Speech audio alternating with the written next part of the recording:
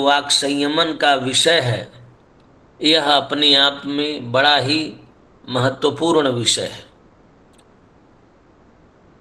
इन्होंने लिखा है कि वाक संयमन रखना चाहिए यहाँ, क्योंकि प्रथम इष्टि ही इस शतपथ ब्राह्मण की सत्य व्रत बोलने का है, और उसी सत्य व्रत बोलने का व्रत उपायन करते हैं, व्रत ग्रहण करते हैं। तो व्रत जो है, ये तीन तरह के व्रत होते हैं: कायिक, वाचिक और मानसिक व्रत। तो वाचिक व्रत जो है, धर्मशास्त्र में इन दो प्रकार के, एक तो ये व्रत हो गए, और दूसरे जो हैं काल व्रत, तिथियों पर जो व्रत किए जाते हैं। व्रीय वर्णे धातु से व्रत शब्द का माने जो वर्ण किया जाता है, तो सत्य बोलने का हम वर्ण करते हैं, ये व्रतोपायन हुआ। और अंतिम हो गया व्रत विसर्जन, जो अंतिम इष्टि है दर्श पूर्णमास की, उसको हम कहते हैं व्रत विसर्जन।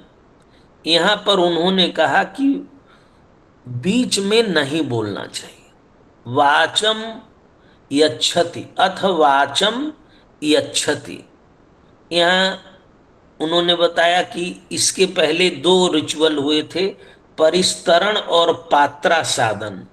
इसके बाद यह अध्वर्यु के लिए विशेष रूप से विधान किया गया। अध्वर्यु का ये विधान, अध्वर्यु के लिए विधान किया गया कि परिस्तरण और पात्रा साधन के पश्चात अध्वर्यु वाक संयमन करेगा। और वाक संयमन इसलिए करना है कि क्षोभ रहित तो होकर के यज्ञ कार्य का संपादन यानी विस्तार करना है। अक्षुब्धो यज्ञम तनवा या तनवई दोनों शब्द प्राप्त होता है। अविक्षुब्ध होकर के यज्ञ का विस्तार करना है, इसलिए बोलना नहीं है, वाक संयमन करना है। और इसी पर जैसे रामचंद्र जी ने बताया, वाक यज्ञ है, वाक भी यज्ञ है, इसीलिए यज्ञ कार्य को क्षोभ रहित तो होकर के यज्ञ कार्य करना चाहिए। इसका क्षोभ रहित तो होकर के यज्ञ कार्य करना ही वाक संयमन का प्रयोजन है, बोलना नहीं। तो क्या नहीं बोलना है? तो उन्होंने कहा कि मानुषी वाक नहीं बोलनी, कोई बातचीत नहीं करनी। यदि मंत्र बीच में बोलना पड़े तो बोलिए, लेकिन आप मानुषी वाणी में बातचीत मत करिए। कर्मणे वामिति सुरुप्याग्नि होत्र होत्र ओ हवण्यादाय हवणिं आदाय वाचम यच्छति, ये कात्यायन स्रोत सूत्र का वाक्य है। इसके अनुसार पात्र ग्रहण के अनंतर अध्वर्यु मौन धारण करता है।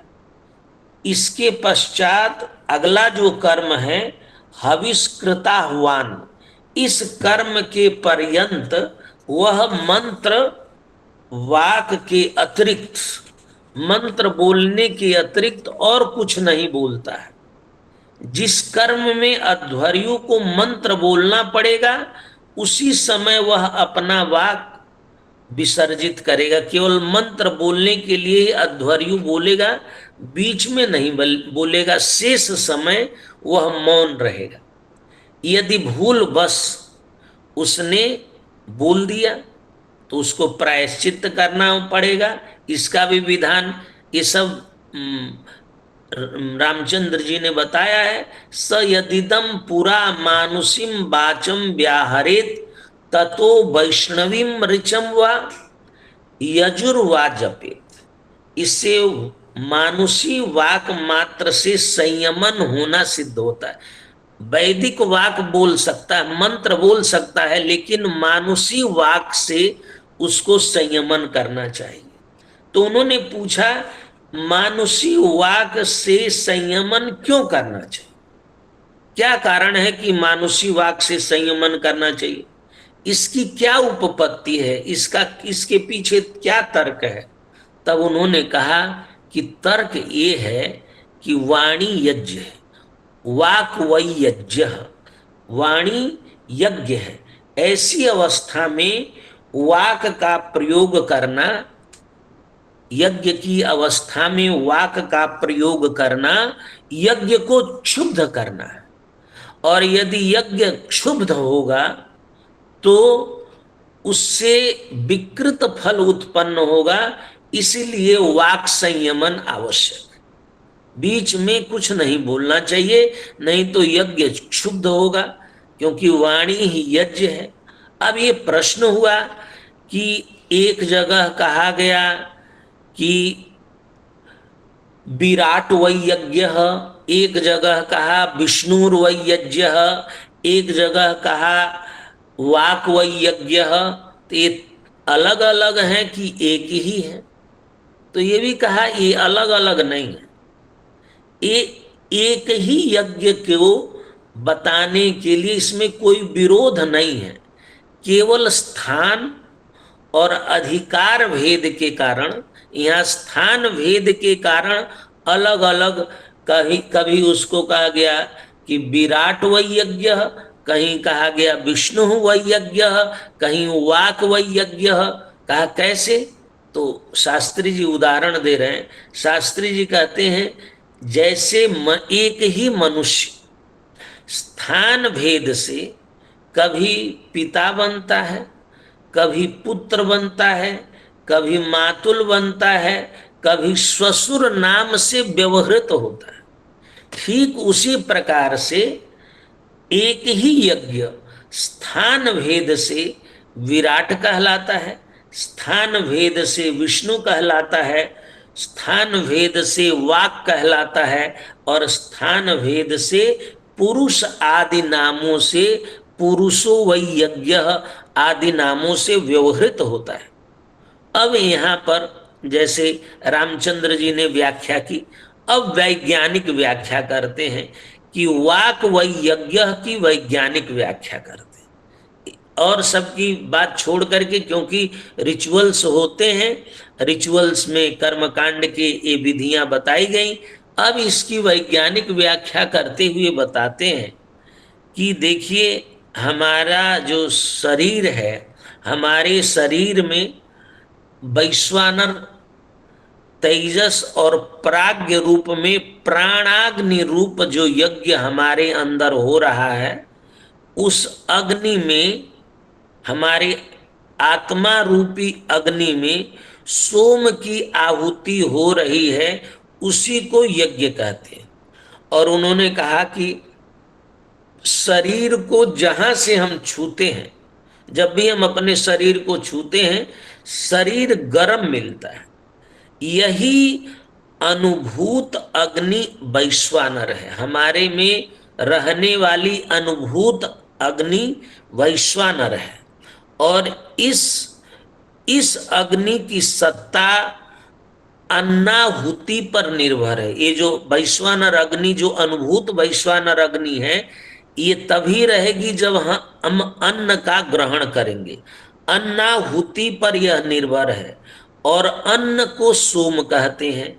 और यह सोम जब तक आहूत होता रहेगा, तब तक हमारा शरीराग्नि प्रवृद्ध होता रहेगा। यही यज्ञ सदा होता रहता है। और आहुति जब अवरुद्ध होती है तो यज्ञ विलीन हो जाता है। यज्ञ के साथ प्रजा भी विलीन हो जाती है, और प्रजा यज्ञ के साथ विलीन हो जाता है।